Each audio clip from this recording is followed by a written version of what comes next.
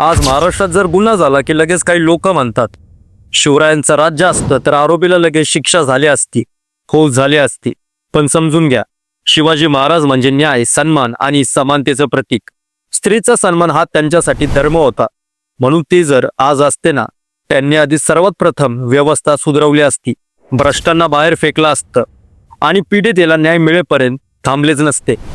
पण आपल्या आजच्या समस्येचं मूळ कुठं आहे? संविधानात नाही, समस्या आहे सिस्टममध्ये.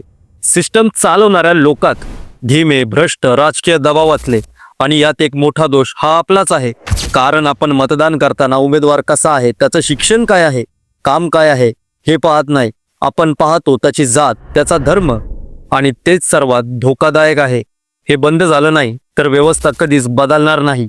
म्हणून संविधान सादर करताना बाबासाहेब हे म्हटले होते, जर सत्ताधारी लोक अन्यायकारक, जातीवादी आणि भ्रष्ट असतील तर त्यांच्या हातात हे संविधान निरुपयोगी होईल. आणि त्या दिवशी मी ते संविधान स्वतः जाळून टाकेल. याचा अर्थ अगदी स्पष्ट आहे.